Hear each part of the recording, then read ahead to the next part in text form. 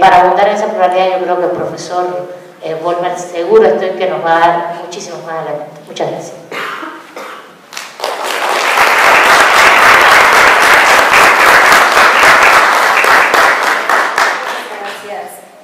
Gracias, doctora Burgos. Muchas gracias. Creo que la parte más interesante no es que hable usted mucho, sino que hay mucha sustancia, nos dejas con muchas inquietudes, nos dejas con muchas ganas de seguir investigando, de seguir adentrándonos en los conceptos. Creo que una de las inquietudes que se suman por parte de nuestro auditorio en general, porque nos conocemos ya en los espacios áulicos, es esta realidad social. Podemos hacer investigaciones, construcciones teóricas finalmente, pero a veces no sabemos ni siquiera mirar esta realidad social. Nuestra principal inquietud también se encuentra no nada más en aquellas personas a quienes en un futuro se representará jurídicamente en algún procedimiento, sino incluso en el propio ejercicio individual y colectivo de los derechos. Mi derecho a la educación, mi derecho a la salud, mi derecho a un trabajo digno, mi derecho a todas aquellas situaciones o condiciones que permitan un desarrollo. Y entonces esa es la parte donde se despiertan estas dudas, estas inquietudes que van generando lo individual y lo colectivo en la construcción de estas formas jurídicas nuevas, estos lenguajes y estas realidades que ahora se nos presentan y que tal vez siempre se nos han presentado, pero no habíamos tenido tan claras. Doctor, ¿nos podría abundar un poco sobre estos conceptos? Nos acompaña el doctor Vollmer otra vez. Hago nada más una breve síntesis de su currículum antes de darle el uso de la palabra.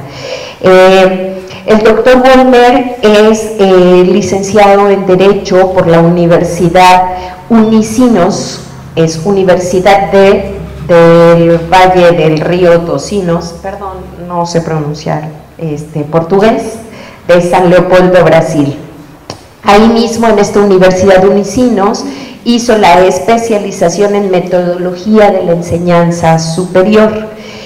Su maestría es en ciencia política en la Universidad Federal de Río Grande do Sul, en Porto Alegre, Brasil, y su doctorado en Derecho por la Universidad Federal de Santa Catarina, en Florianópolis, Brasil, lugar en donde se desempeña como docente de tiempo completo e investigador en las líneas de pluralismo jurídico, espacio de prácticas sociales participativas.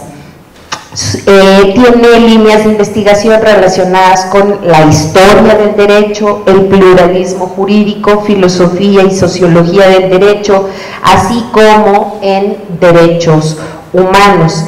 Dentro de sus últimos proyectos de investigación se encuentra el pluralismo jurídico, derechos humanos y ciudadanía, una perspectiva intercultural, y el que más me gustó, violencia, educación y derechos humanos.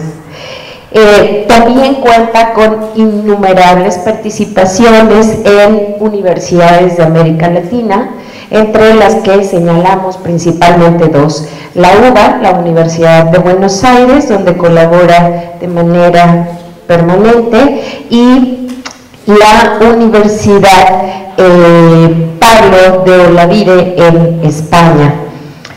Tiene un importante número, por supuesto, de publicaciones.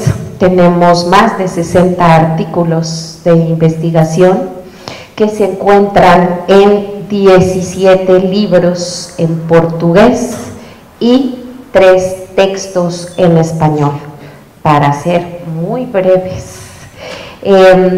Tenemos en español sus principales textos, como ya los hemos mencionado: Historia de las ideas jurídicas, esto es un pensamiento latinoamericano. Tenemos Pluralismo jurídico y tenemos, por supuesto, el texto de introducción al pensamiento jurídico crítico. Estos son textos en español, aparte de que hay algunas colaboraciones también. Sin más, doy el uso de la palabra al doctor Wollmer, por favor, que nos hace el honor.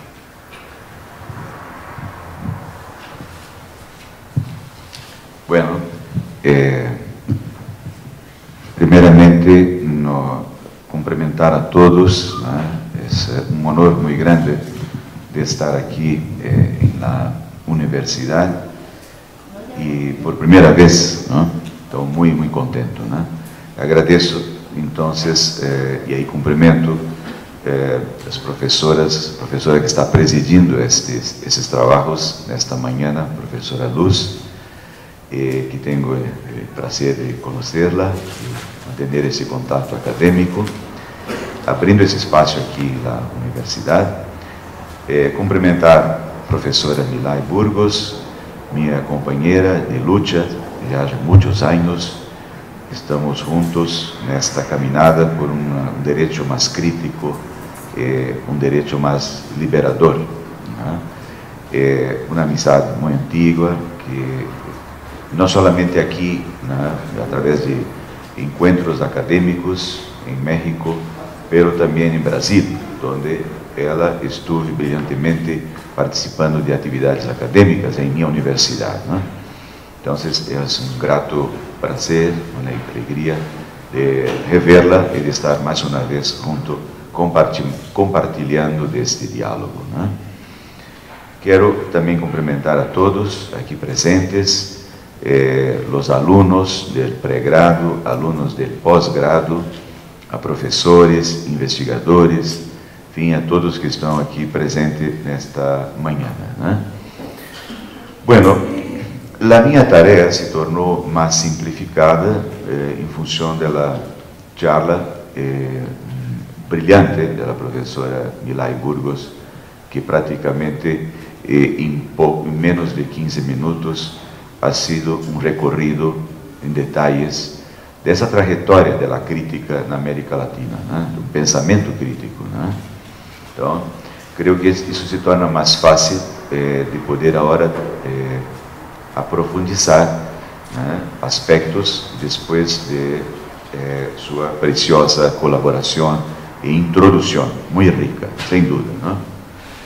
Bueno, eu havia pensado em fazer assim, em torno de uns 40 e 45 minutos, algo assim, uma reflexão sobre mais ou menos o que a professora Milay Burgos já comentou para nós outros, né? Ou seja, a importância de uma teoria crítica no direito, né? E principalmente desde uma mirada latino-americana, né? Então, eu he hecho uma divisão didática, né? Em 3 momentos, vamos dizer assim, né? Primeiro, é uma breve introdução, situando um pouco a leitura, a interpretação que eu hago do direito, né? Segundo, introduzir a questão da crítica, né? Do pensamento crítico, a crítica convencional, dominante, e uma crítica que parte hoje da América Latina, né? Como pensar a crítica a partir da América Latina, né? Esse seria o segundo momento, de forma bem assim didática, né?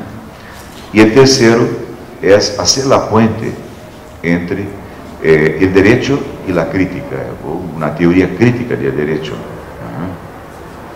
Para no final, mas ao final, para cerrar, introduzir um pouco também a questão do pluralismo jurídico, né? Como uma alternativa, como uma possibilidade de um pensamento crítico, de um trabalho crítico no direito, né? Certo? Muito bem, então seriam esses 3 momentos. Começando por a primeira parte, né? Uma breve introdução, ou seja, creio que a professora Milay já nos possibilitou isto, né? De trabalhar o direito numa perspectiva da prática social, né? Ou seja, não vamos, como se hace normalmente em congressos de direito, né? Em seminários, normalmente aclamar a importância de um novo direito a partir da Constituição, ou a partir de uma hermenêutica constitucional, de uma racionalidade, de uma nova racionalidade, ou também, como hoje é moda, a questão de la garantia, né? De la teoria do garantismo, né? Certo? Vamos demonstrar que há muitas leituras de direito, né? Certo? Se pode trabalhar com muitas leituras, né? Pero na nossa visão, né?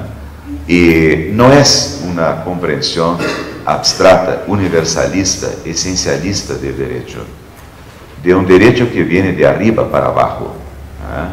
Pero de um direito que se constrói a partir dos processos políticos, sociais e das práticas, né? Sociais. Né? Então, isto contraria um pouco a tradição jurídica, né? A visão convencional de que muitas vezes se projeta para os alunos de pré-grado a ideia de que, bueno, direito está no código, direito é a lei escrita, né? Direito é produção codificada e é também a interpretação de seus juristas, de los grandes professores, magistrados, fiscais. Isto é de direito. Não. Isto pode ser parte de uma cultura jurídica, mas não é o essencial, né? O fundamento que estamos agora trabalhando, né, é nesse sentido de trabalhar o direito como produto dialético das contradições sociais e de los processos políticos de uma dada sociedade, não? Certo? Como prática social. Então, creio que está aclarado isto, a importância de estudar, né, investigar o mundo jurídico, né, a partir da realidade social. Então, há que ser uma visão crítica, há que ser uma visão interdisciplinária, esse diálogo do direito com as outras áreas, com a sociologia, com a filosofia, com a antropologia, com a educação, certo? Porque solamente o direito não vai nos oferecer esses conceitos, esses elementos para uma toma de consciência e para uma outra leitura de um novo direito, né? Então esse diálogo é muito enriquecedor. Necessitamos desta interdisciplinariedade, né? Certo? Bueno, então eu creio que isso seria um primeiro momento, certo? Que não vou aprofundizar, porque creio que, repito, a professora Milay nos ha hecho uma belíssima exposição para ressaltar esses elementos caracterizadores, né, de um pensamento crítico, né?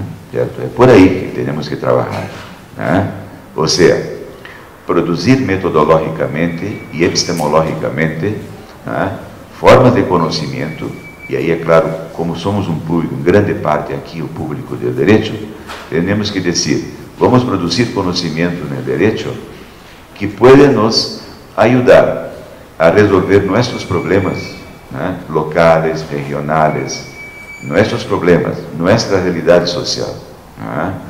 Não resolve nos quedarmos em um pré-grado, passarmos anos estudando direito, o direito que está nos livros, pelos dogmáticos, né? Certo? Que muitas vezes entra em contradição com a prática efetiva, com a prática social. Então, há que trabalhar o direito no sentido de, né, de resolver, ajudar a resolver nossos problemas, né? Ser um instrumental de liberação, né? E não instrumental de dominação, a serviço do poder e formas opressivas de legitimação, né? E por isso que, concluindo esse primeiro momento, temos que buscar um conhecimento normativo, um conhecimento de direito, né, que seja compromissado com nossa prática social, um compromisso efetivo com nossa prática social, né? Certo? Bueno, então salimos desse primeiro momento, desses preliminares, deixando aclarado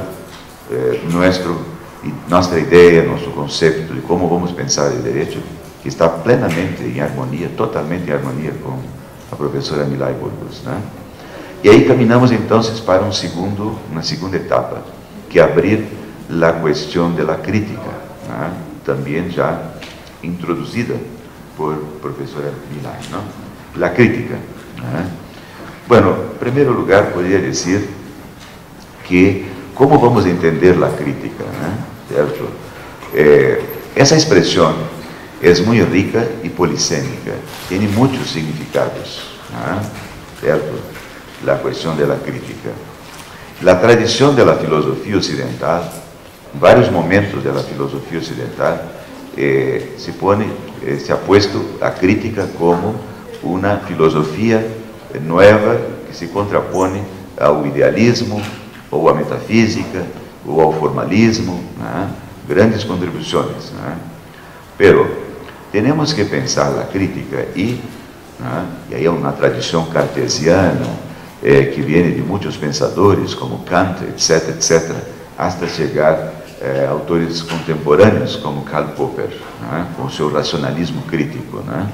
Certo?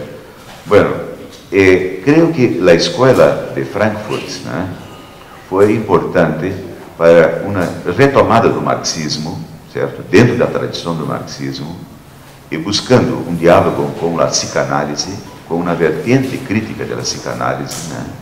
Para possibilitar aí um pensamento crítico, né? No âmbito da filosofia, das ciências humanas. Então, quizás que a teoria crítica, em geral, uma das mais importantes do século XX, foi esta desarrollada pela escola de Frankfurt, pela escola alemã, né? Porque esta escola vai manter essa tradição de um marxismo, mas não de um marxismo ortodoxo, mas de um marxismo mais flexível, heterodoxo, no diálogo com a psicanálise, onde eles vão pôr em conta a questão da dialética, mas de uma dialética que não se dogmatiza, como acabou caindo na tradição stalinista ou do sovietismo, grande parte do século XX, né? De uma dialética permanente que não cai em dogma, né? Então, a questão da dialética, a questão de retomar o discurso revolução ou reforma, de um novo conceito de revolução, né? Não tanto num sentido leninista, mas muito mais gramsciano, de uma revolução cultural, certo? Então, dialética, revolução, a questão da utopia, né? O sentido da utopia como luta, como espaço, como uma nova sociedade a partir de um sujeito que toma consciência de seu papel na história, porque a história não morreu. Tampouco o sujeito, como se proclamou algumas filosofias de moda dos anos 60 e 70, não? Certo? Principalmente o pós-estruturalismo francês, não? O homem é o sujeito da história, né? Certo? E aí um papel essencial, né, num processo revolucionário com este sujeito coletivo, com esse sujeito histórico, né? Certo?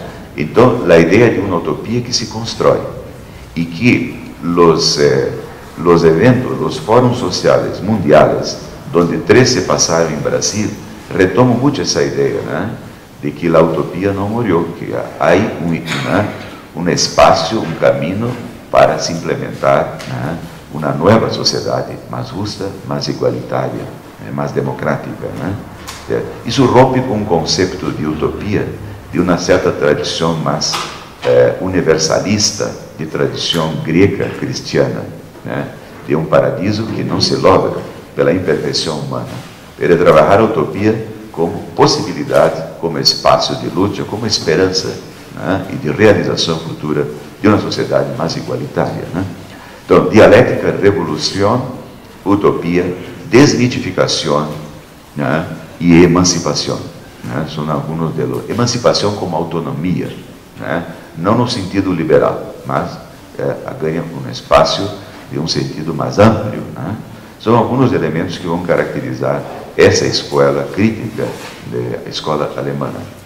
A ideia é que temos que avançar, né? Ir mais allá, né? São construções como esta, são importantes para abrir um espaço, né? Pero temos que hoje trabalhar no sentido de uma crítica que seja uma crítica que parta de nossa realidade, né? é uma crítica em sociedades pós-coloniais. E aí se poderia perguntar, um pensamento crítico que não seja eurocêntrico, não obstante os avanços do próprio pensamento crítico europeu e principalmente frankfurtiniano, mas ir mais allá, é buscar uma crítica que tenha em conta nossa realidade. E aí me parece que dois elementos são importantes para se trabalhar uma crítica a partir da América Latina.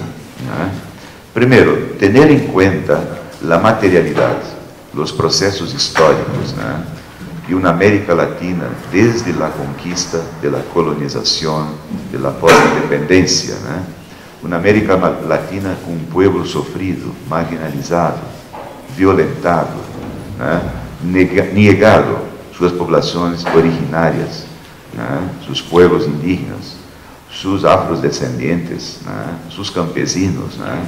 Pensar uma crítica a partir desta realidade material histórica, e aí é uma riqueza muito grande, certo? Justamente esta materialidade, que creio que Milá e Burgos ha posto em destaque esta questão de processos de materialidade. Sim, plenamente temos que ter em conta, antes de tudo, antes de chegar às ideias, ao pensamento, nossa realidade material, a prática social. E a América Latina oferece um cenário muito rico para isso, sem dúvida. Esse seria o primeiro grande ponto para um pensamento crítico, a meu juízo, latino-americano, como ruptura das tradições críticas eurocêntricas, ir mais allá e trabalhar a nossa realidade. Segundo ponto, a nível agora do conhecimento, do saber, da epistemologia, primeiro da prática, da materialidade, certo? A dimensão econômica da sociedade. Segundo, agora, o nível cultural das ideias. E aí temos, para um pensamento crítico, toda uma tradição, como é recordado Burgos, no sentido de que, antes de se falar de um pensamento crítico no direito, há uma tradição crítica latino-americana. Mas, lamentavelmente, isso não é reconhecido pelo mundo jurídico, nem sempre. Pela cultura hegemônica, pela cultura formalista, não reconhece isso. De que há uma crítica latino-americana. E basta, para comprovar isto, fazer um recorrido desde a teologia da liberação, que foi uma vertente inusitada, que causou um choque, um impacto junto a setores tradicionais da Igreja Romana, no espaço, digamos assim, no espírito novo aberto pelo Vaticano II, nos princípios dos anos 60, e que depois, na América Latina, foi aprofundizado com os encontros do episcopado latino-americano, como Medellín e Puebla. Então, a emergência de uma teologia autenticamente de los pobres, uma teologia comprometida com aquele homem que passa a miséria, que tem hambre.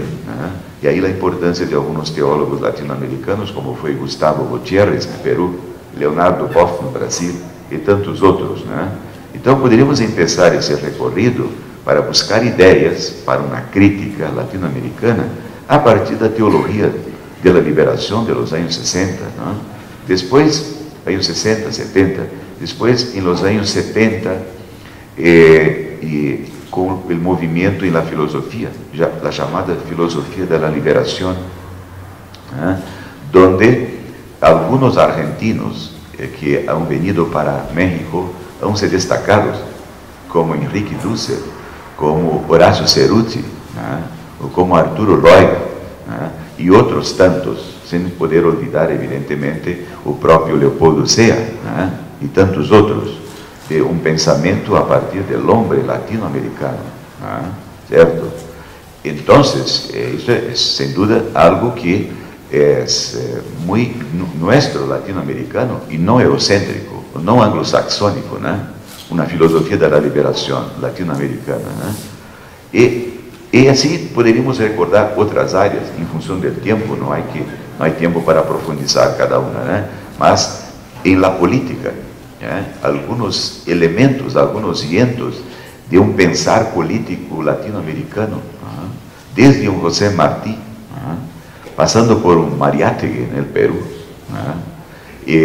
para-se um pensamento crítico na política. Esta ideia de Mariátegui, de um socialismo indígena, de um socialismo comunitário, autenticamente latino-americano, quizás o primeiro grande marxista da América Latina, Mariátegui, e outros tantos que poderíamos trazer no campo da política, da filosofia política crítica latino-americana. Depois da sociologia, uma sociologia que vai trabalhar a explotação, como, por exemplo, Orlando Fassborda, de Colômbia, uma educação, na pedagogia, com Paulo Freire, uma antropologia, entre tantos, Darcy Ribeiro, e aí poderíamos fazer um recorrido desde os economistas da teoria da dependência, certo? Que foram muitos, da teoria da dependência, até buscar, inclusive, no teatro latino-americano, no cine latino-americano, na música de protesto, na música social latino-americana. Aí, um espaço especial, recuerdo, por exemplo, nos anos 70, a música chilena, certo? Como que Violeta Parra, Gracias a la Vida, certo? Que suas canções foram retomadas depois por Mercedes Sosa na Argentina, ou mesmo Vítor Jara, certo? Este compositor intelectual chileno que morreu em um ginásio de esporte de Porto, torturado pela truculência, pela violência de Pinochet, certo? Vítor Jara. Então, há uma música latino-americana, uma música social que retrata o pueblo, os processos políticos e sociais. Todos esses são elementos que podem nos permitir, retomando um pouco a ideia de Milá e Burgos, de los movimentos sociais, de los movimentos eclesiais de base, tudo isso, e que há elementos muito ricos, para rompermos com uma certa tradição crítica eurocêntrica. E isto é que domina em las faculdades, não somente de direito, de ciências humanas, Por exemplo, em meu país, abrindo um espaço, em meu país, por exemplo, em uma assinatura importantíssima como filosofia do direito, o pré-grado, se passa um semestre estudando a teoria da justiça como tema central da filosofia do direito. É a justiça. Pero qual a teoria da justiça? Se passa um semestre estudando a teoria de justiça de John Rawls. Parece que não há outra teoria de justiça. Parece que tem que se reproduzir nas faculdades de direito, o conhecimento eurocêntrico, E assim, por exemplo, direitos fundamentais, não há, parece que autores a não ser trabalhar com Luigi Ferrajoli ou Dworkin, Alexi. Agora passou um pouco a era, o domínio de Hans Kelsen, mas durante muito tempo na América Latina era Deus no cielo e Hans Kelsen nas faculdades de direito. Las sacerdotisas andavam em los corredores de las faculdades de direito com o manual abaixo do braço, sim, assim, ele levando este livro sagrado, esta Bíblia, teoria pura do direito, certo? E isto continua com muitos formalistas por aí, certo? Então, há que romper com este colonialismo cultural, que está presente muito forte na enseñanza do direito, as formas de pedagogia do direito, e buscar formas de conhecimento comprometidas com nossa prática social.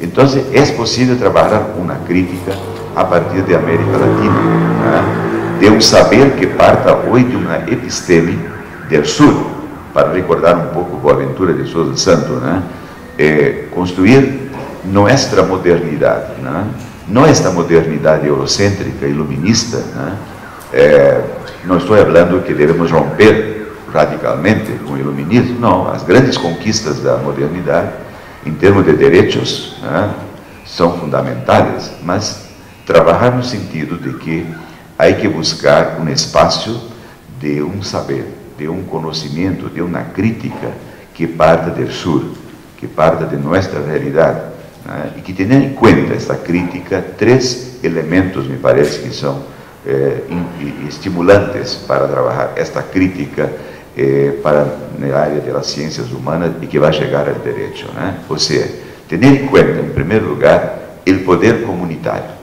¿no?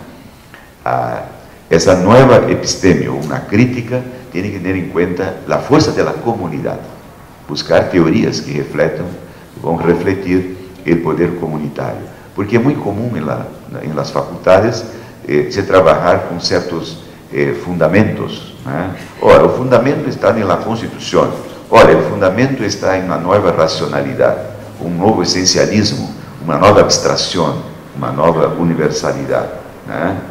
Y por ahí va, ¿no? Están siempre buscando fundamentos cuando se olvidan de cosas reales y concretas, ¿no? Pienso que tenemos que tener en cuenta esta idea de la comunidad, ¿no? del poder de las comunas, ¿no? De la fuerza comunitaria, ¿cierto? Segundo, de los elementos, de los actores, de los sujetos que componen, ¿no? Esta articulación social y que da sentido à história, los sujetos históricos, los sujetos colectivos, ¿no? Y que hoy podemos trabajar con un concepto de inspiración gramsciana, los sujetos subalternos, ¿no? ¿Y qué está por trás de esos sujetos subalternos, ¿no? Sí, ahí podemos trabajar los movimientos sociales en sus diferentes dimensiones, que son múltiples, ¿no? Los campesinos, los afrodescendientes, ¿no? Los pueblos originarios, las poblaciones indígenas, los inmigrantes, ¿no? Las minorías, ¿no? Las mujeres, en fin, hay una gama muy grande que abre cuando se estudia movimientos sociales de diferentes tipos, ¿no? ¿Cierto? Entonces sería un segundo elemento importante a mi juicio, que es tener en cuenta un sujeto histórico, ¿no? O sujeto subalterno. Y tercero, ¿no? La fuerza comunitaria con los sujetos, buscar una fundamentación en las necesidades, ¿no? ¿Cierto? Claro que ahí hay que trabajar un poco qué son las necesidades. O mundo capitalista proyecta falsas necesidades. Tenemos que tener cuidado, ¿no?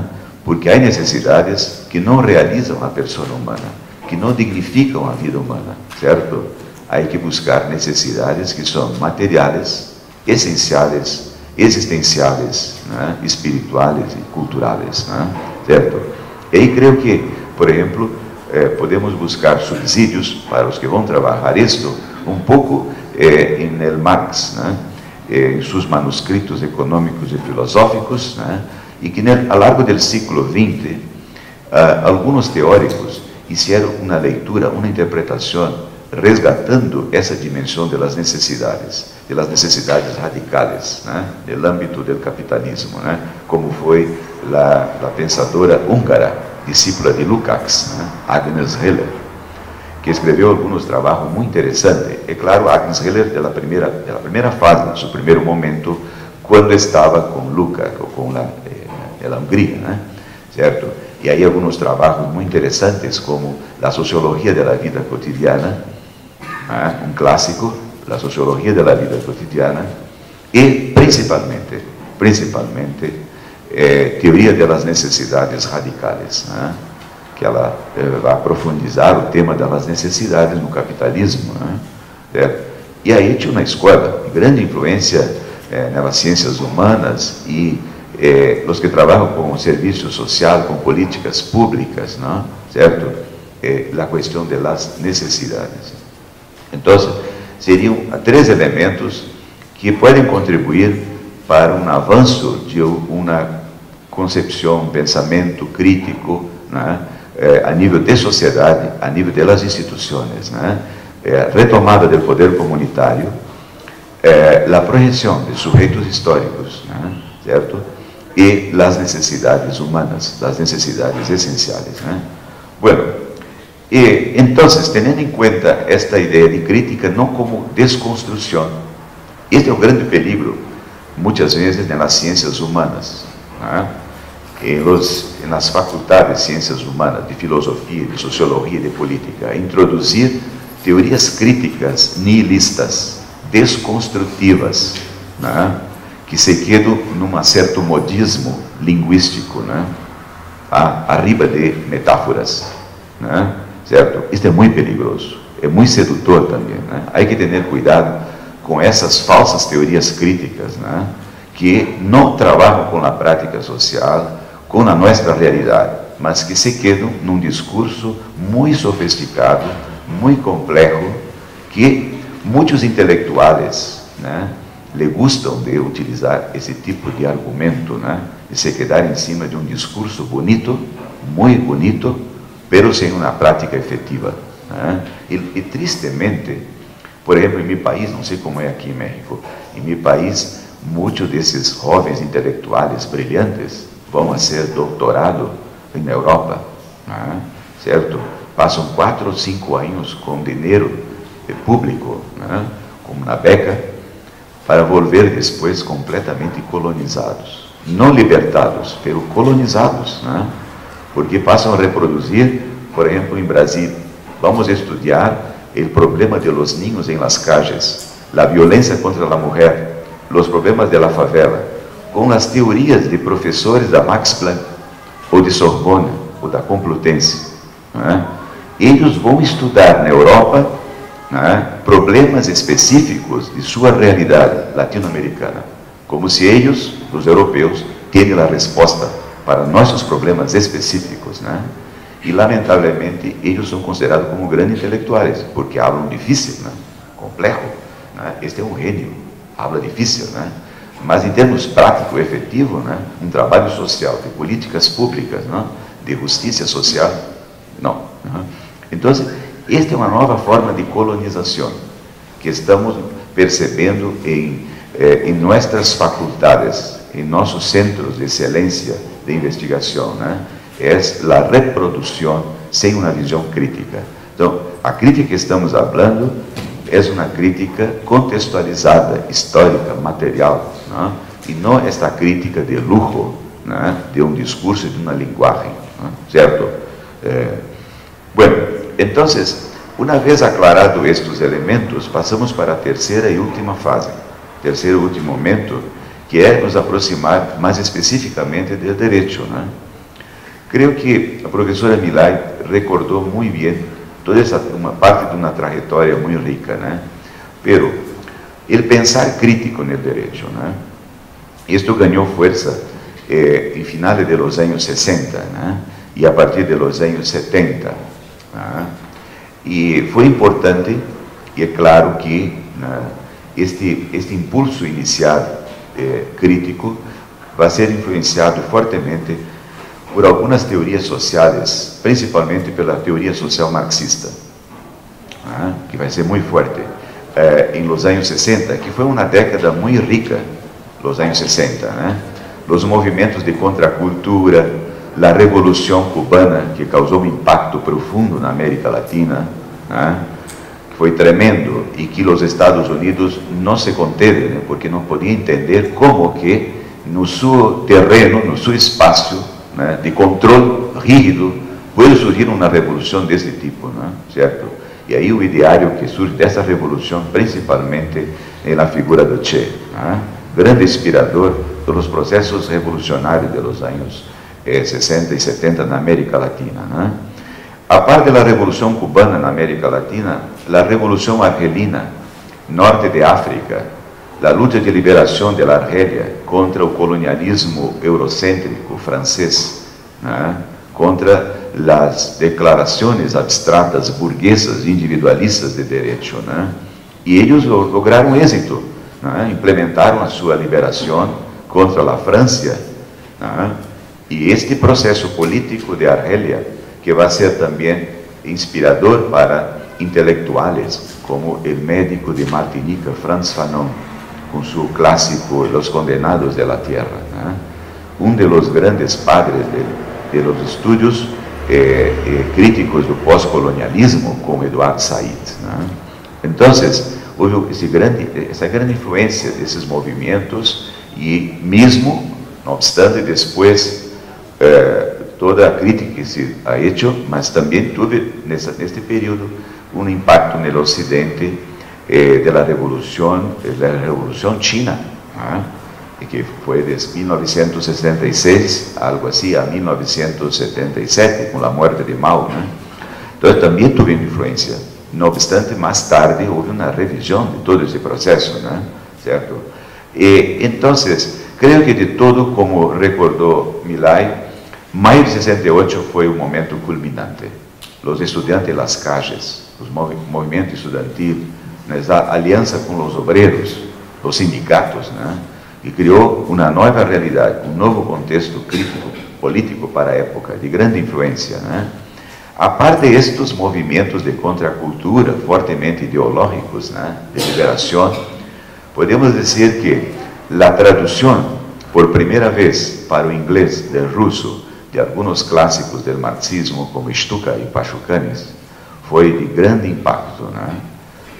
No cenário, principalmente, no primeiro momento, na Europa, né, em França e Itália, né, onde juristas críticos começaram a ler, agora em inglês, né, depois foi traduzido para o francês e o italiano, né, a obra desses clássicos que foram expurgados nos anos 30, né, durante o período stalinista, e que agora eram recuperados pela esquerda europeia, né. Isso foi muito importante, né, e porque isso vai generar também uma crítica, né, e desta crítica, né, todo um movimento que vai influenciar no âmbito do direito, se introduzir temas como ideologia, como alienação, como coisificação, como direito como instrumento de dominação, né? Digo que a crítica feita a esses autores por parte de Kelsen, né, quando escreveu 2 ensaios que depois foram integrados numa obra que saiu em inglês, uma versão inicial, Teoria Comunista do Estado e do Direito, de Kelsen, né? Onde ele faz uma crítica, né, e que depois vai ser combatida justamente por os marxistas do direito, né, que sua crítica realmente era demasiadamente superficial, né, porque considerava que esse tipo de análise não era uma análise científica, entre comilhas, né? Sim, porque sua teoria pura, sua análise do direito era ciência, né? Então, toda uma discussão também que, no contexto de época do próprio marxismo, dos anos 70, a influência de Althusser, entre o problema da ciência e da ideologia, né? Bem, essas influências vão estar presentes em setores da esquerda jurídica, né? Em 2 escolas importantes para a época, né?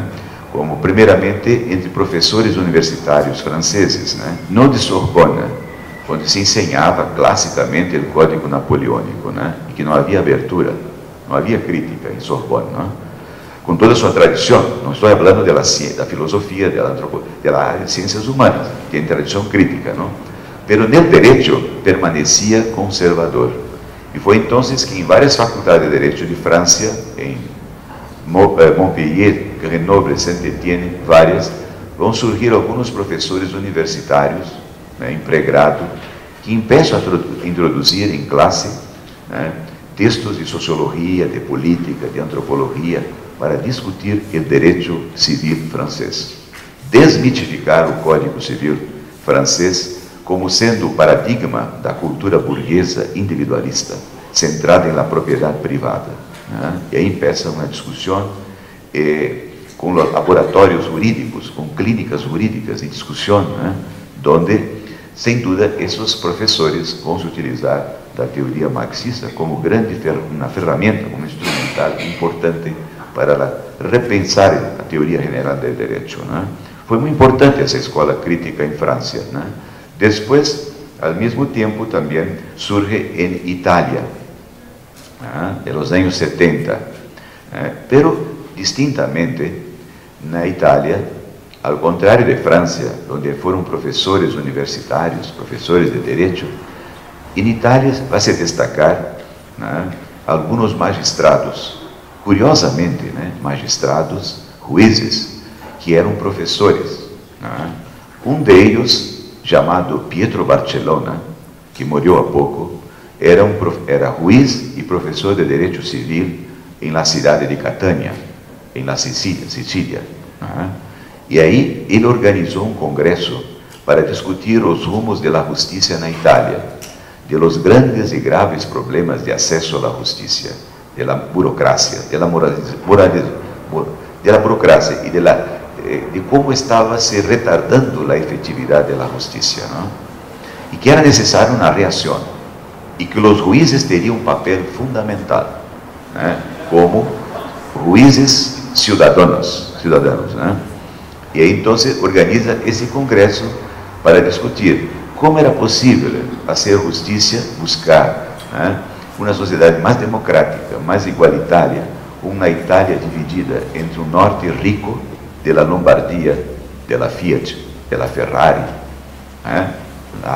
industrializada, el norte de Italia, con una Italia pobre, de la violencia, de la explotación, de la miserabilidad de la Sicilia, del sur de Italia, ¿no? ¿Cierto? Esas son las incongruencias del capitalismo italiano de la época: norte rico y pobre, el sur pobre, de la miseria, de la exclusión y de la mafia. ¿Y cuál es el papel del juez en un tribunal? ¿Cómo hacer justicia? Bueno, ahí hay que trabajar, ese instrumental sería una hermenéutica, una interpretación social alternativa del derecho. Eso sería posible, ¿no?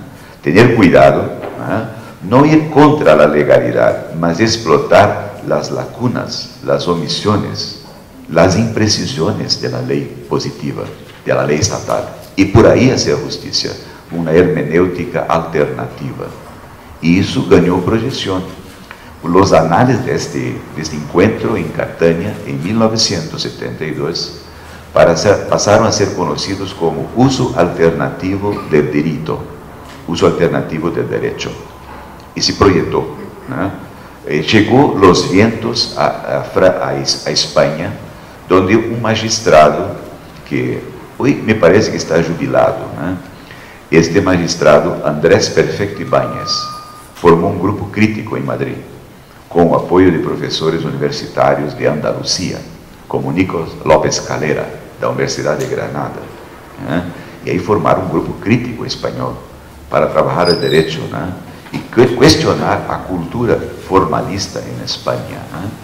Crearon un grupo llamado Jueces para la Democracia, con una revista también, Esto en los años 80, perdón, años 70. En los años 80, los ecos de la alternatividad, de un derecho crítico, de la presencia del marxismo, de trabajar la cuestión ideológica en el derecho y de una crítica por dentro del derecho, esto va a llegar a América Latina. Y uno de los espacios privilegiados, uno de los primeros escenarios, sin duda, es en México. Y ahí no conozco bien toda una trayectoria más antigua, pero yo señalaría con destaque la presencia del profesor argentino, hoy mexicano, Oscar Correas, que llegó para el exilio aquí en México, en la ciudad de Puebla, y trabajó en la Universidad Autónoma de Puebla, fundando un grupo de crítica jurídica, con la publicación de una revista. Y ahí empieza a trabajar, como marxista, a trabajar cuestiones jurídicas y la propia teoría de Kelsen, ¿cierto? Una crítica a teoría de Kelsen. Y es evidente que la crítica de Oscar Correas va a ser muy importante para fomentar, para, digamos, abrir un espacio para temas como pluralismo jurídico, derecho alternativo, la cuestión de las jurisdicciones especiales como la jurisdicción indígena, los pueblos originarios, que abre un leque de posibilidades. Hay un espacio muy rico de sociología jurídica, filosofía del derecho, antropología jurídica, con un grupo muy fuerte, ¿cierto? Y evidente que esta crítica en México no solamente se quedó con Oscar Correas, como sabemos, y Milay recordó eso muy bien, y otras posturas críticas, ¿cierto? Que Oscar, y mismo con la mía admiración personal que tengo, con Oscar, pero la expresión de Milay me pareció muy interesante, que una tendencia crítica extremadamente importante, mas que cae muchas veces en un cierto ortodoxismo analítico, ¿cierto? Porque hay otras corrientes también, como esta representada pelo profesor professor de Aguascalientes, né? Jesús Antonio de la Torre, ele é um grande humanista, né? Sem dúvida, né? Comprometido, né? Uma larga experiência como advogado popular e que hoje é um notável maestro, né? Professor, investigador, né? Com mais de 20 livros publicados, né? E onde ele hace, a mi juicio, la primera aproximación del derecho con la filosofía de la liberación de Enrique Dussel, ¿no? Sin duda, ¿no? Cuando vas a trabajar hoy filosofía del derecho, teoría del derecho, y buscando la filosofía de la liberación, innegablemente que Jesús Antonio es la referencia obligatoria, ¿no? Y aparte de esas tendencias, otros jóvenes que están ahí trabajando aquí en México, ¿no? Que son inúmeros, sería injusto no dejar, ¿no? A própria Milay que está aqui, o próprio Alejandro Rossini e outros tantos, né? Certo? Então, essa crítica que tem uma grande força no México, depois, nos anos finais dos anos 80, vai lograr êxito também na América Latina. E creio que esse espaço que Milay desenhou isto há pouco para nós outros muito bem, né? É fruto de uma série de fatores. Um deles foi a abertura política na América Latina, depois de los regímenes autoritários em diferentes países, né? A abertura política de los anos 80, né? Que vai projetar a questão de los movimentos sociais, né? Certo? A emergência de novos processos políticos, novas constituições, né? Aí que foi um processo em muitos países de uma forma muito retardada, lenta, com muito cuidado, né?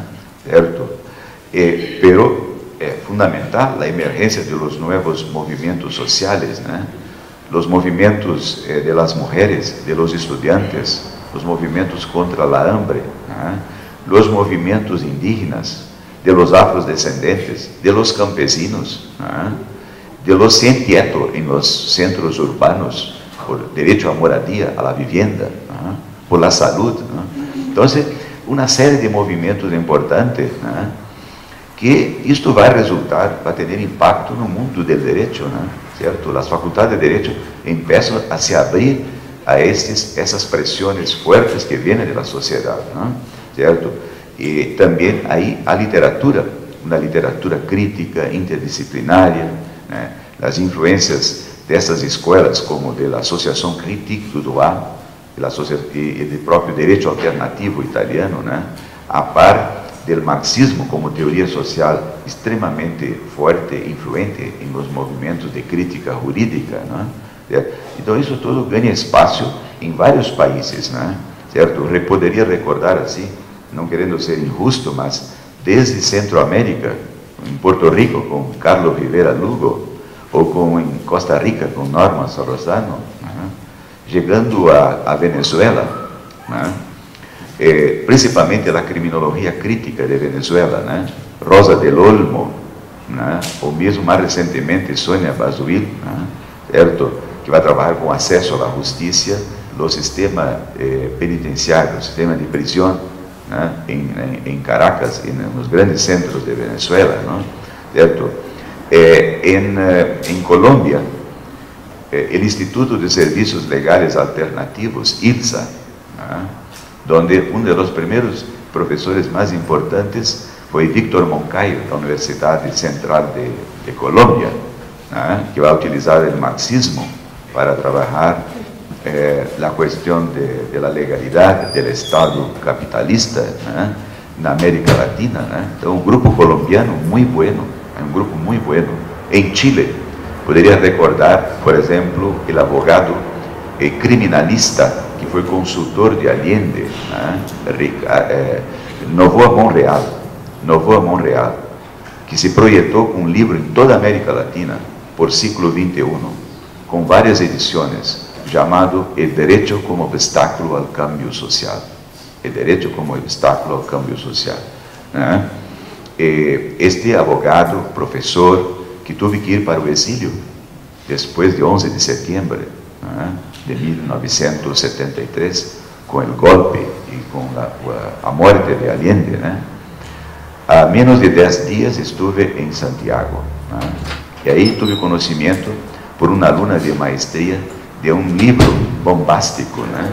escrito por um médico legista e por um periodista, donde ele deixa aclarado com pruebas de que Allende não se suicidou, que mataram Allende no Palácio de la Moneda, né?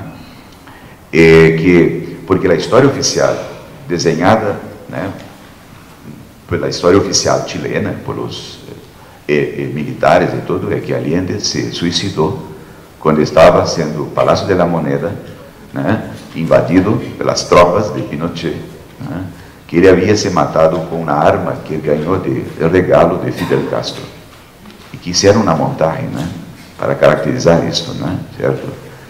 E que hoje existem provas de que, em verdade, ele estava ferido, e aí o general que ocupou a moneda realmente matou a queima-roupa, assim, né, direto, matou Allende, não? É uma versão. Claro que, né, o Chile está dividido, né, um país muito dividido, né? Ainda existem setores fortes que comemoram e que fazem festividades em homenagem a Pinochet e a época da ditadura. Lamentavelmente, há não? Certo? E há outros, claro, grande parte da sociedade chilena que, como agora, há poucos dias comemoraram 11 de setembro em las calles, né? Bueno, mas sem me sair del rumo de la caminada, que temos que cerrar, não? O tempo já se agotou há muito tempo. Temos que caminhar para o final.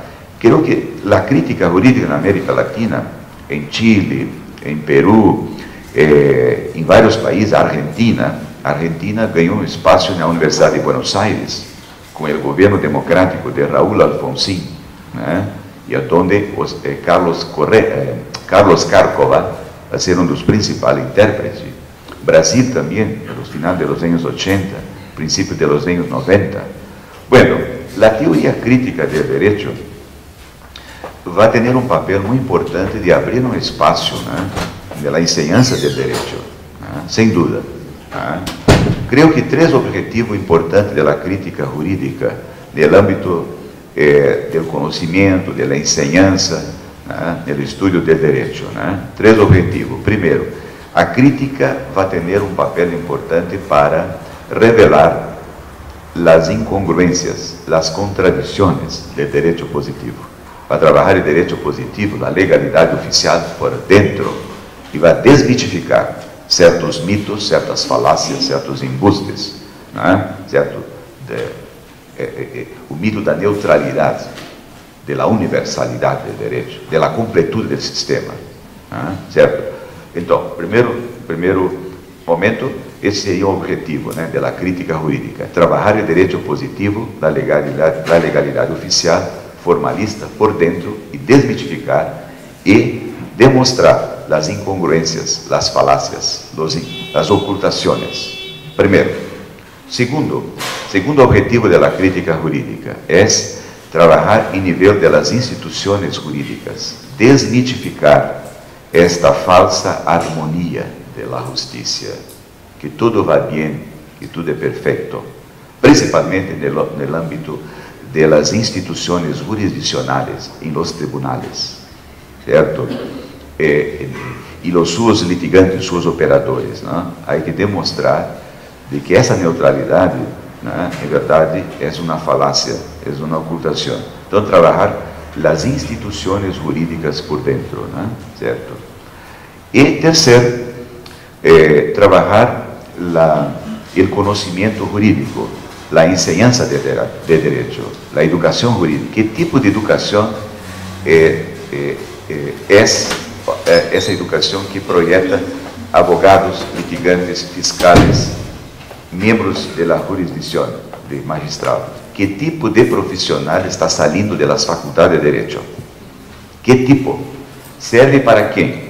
Que interesse? Não? Certo? Estão comprometidos com a prática social ou aí a advocacia mercantilista, a advocacia que serve a grupos econômicos e tudo isso? Então, há que trabalhar, né, o conhecimento, a enseñanza, e isso passa também por examinar os currículos, as assinaturas, né, certo?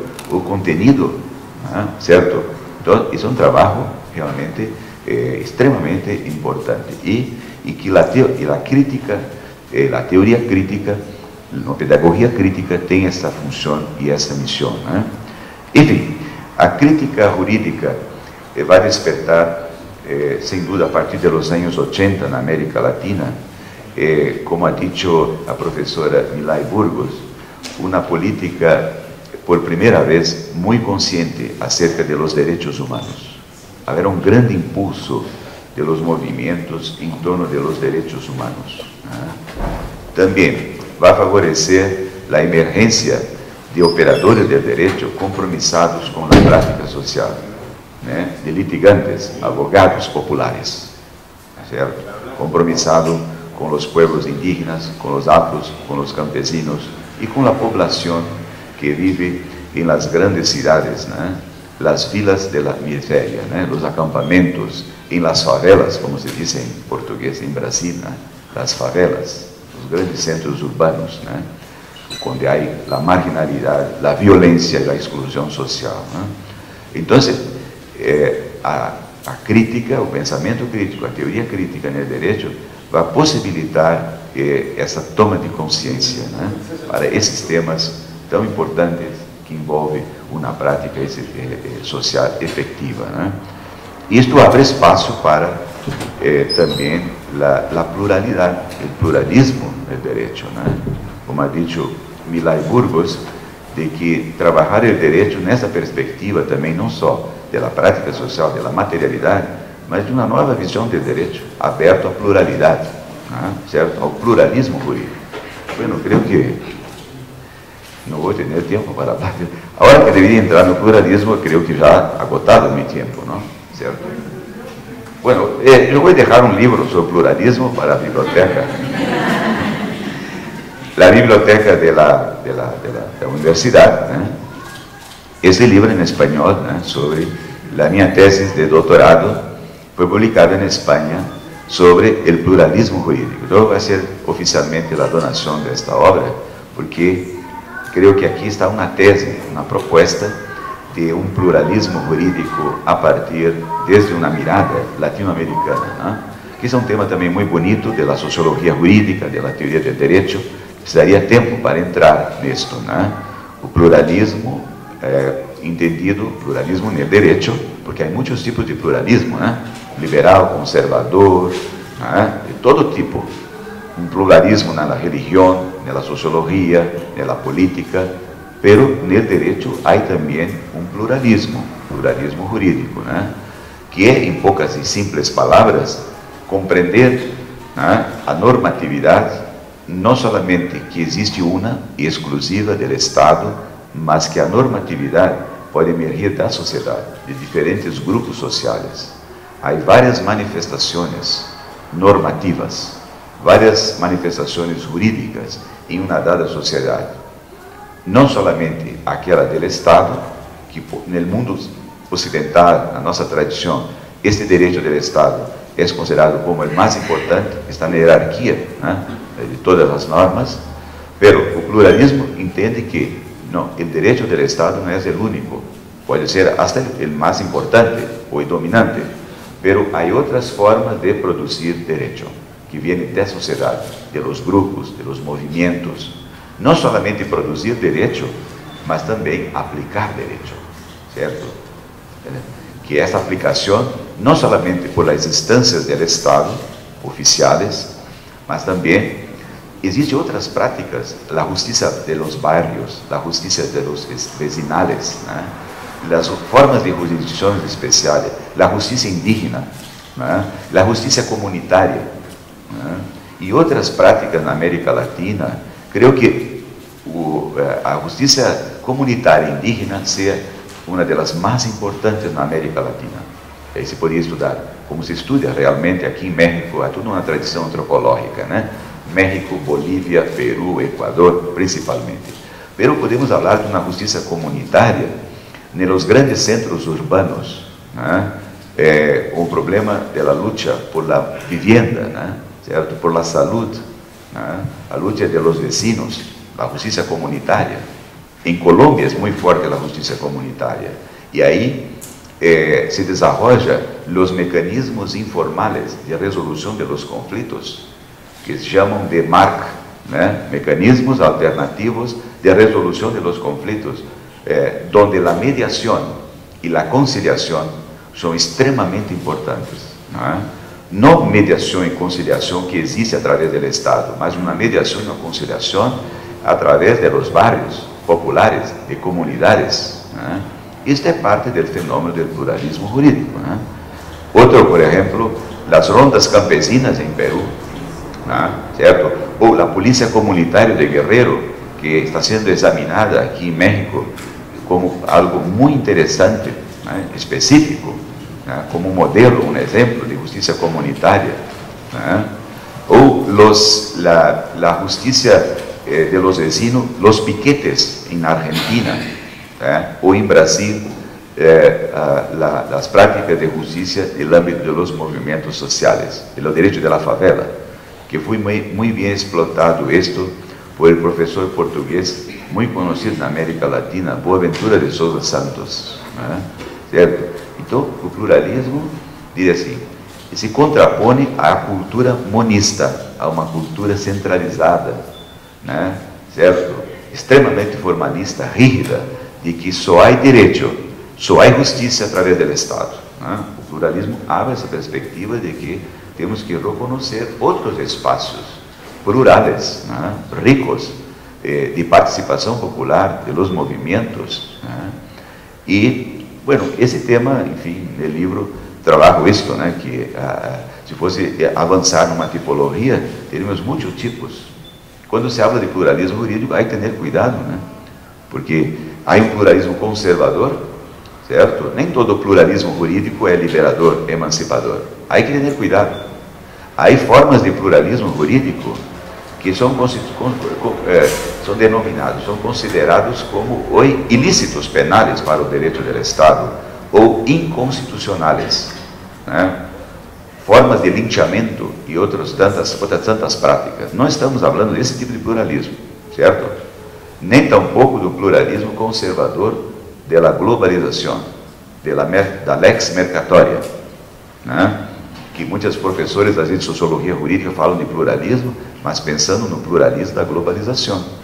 O pluralismo jurídico, ou seja, da lex mercatória, de uma nova lex do mercado, que é imposto pelas grandes potências, pelas burocracias internacionais, por los grupos financeiros. Este é um pluralismo de arriba para abaixo, que é imposto, certo? E se os países em desenvolvimento não acatam essas determinações das burocracias, existem duas grandes ameaças para os países em desenvolvimento. Primeiro, o bloqueio econômico. Se torna impossível viabilizar as condições materiais de um Estado, porque está bloqueado economicamente, certo? E os grandes interesses internacionais. Então, há um bloqueio econômico. E a ameaça, quando não resolve o bloqueio econômico, a ameaça militar. Se cria artimanhas, se cria bandeiras assim, de que aquele país tem armas químicas, é perigoso, a estabilidade mundial, a democracia. E aí se cria pretexto para invadir o país. Então, há que ter cuidado com este tipo de pluralismo jurídico conservador, de arriba para abaixo, da lex mercatória, que por trás também há um discurso neoliberal, há um discurso cultural sofisticado, complexo, da pós-modernidade, que é um discurso perigoso esse, que cai para um niilismo, um relativismo. O que estamos falando aqui, e aí com isso vou finalizar, é de um pluralismo jurídico progressista. Esta palavra é perigosa também, há que ter cuidado. Em meu país há um partido político que se diz progressista, pero donde está dentro desse partido os piores políticos, os mais reacionários, pero se proclamam progressistas. Há que cuidar com essas bandeiras, com este nome, progressista. Pero para ter cuidado com essa expressão, poderia dizer pluralismo jurídico contra-hegemônico, pluralismo jurídico contra-hegemônico ou transformador, que é um pluralismo que parte de abaixo. A construção é de abaixo, certo? Desde abaixo. O outro é de arriba para abaixo. Este é de abaixo, fruto de los processos sociais, políticos e culturais. creo que, ¿no? Bueno, creo que sería esto entonces, este panorama, ¿no? De la importancia de un pensamiento crítico para a sociedade, ¿no? Para as instituições e principalmente no âmbito do direito, ¿no? De como podemos cambiar e que isso possa contribuir para uma sociedade mais justa, mais igualitária, ¿no? Mais democrática e para pessoas, cidadãos e principalmente aqueles que são advogados ou estudantes ou que vivem o direito mais compromissados com nossa prática social, por um direito mais justo, né? E por uma vida com mais dignidade. Muitas graças.